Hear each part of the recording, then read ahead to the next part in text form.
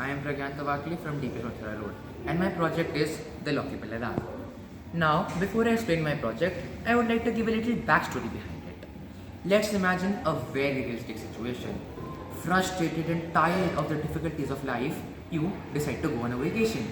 Now, you naturally leave your home. And while you are outside, enjoying, having finally escaped the difficulties of life, you wouldn't want somebody to break into your house and steal all your precious belongings, would you? Now, we all know that the traditional key and lock system is well old and it's conventional. Plus, it's not completely foolproof. Every lock can be opened by a pair of skilled hands. And as a solution to that problem, I came up with the lockable alarm. Yes, this alarm system comprising of a force sensor, a buzzer, and an LED. Once triggered, will not stop ringing until you know how to.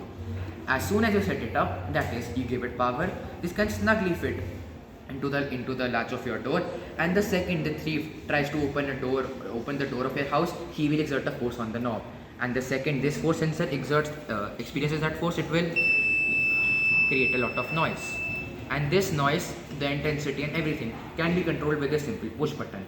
Like if it is actually you who is entering your house after a vacation, you can just reset it and turn the push button off, and it will start functioning normally again. And the reason I call it a lockable alarm is, well, because you can control it. If it really is you, you can turn the alarm off easily.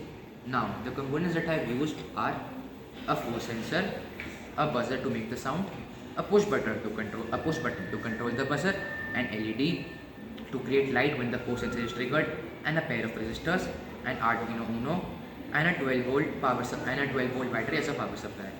Thank you, my excellent Stemrobo.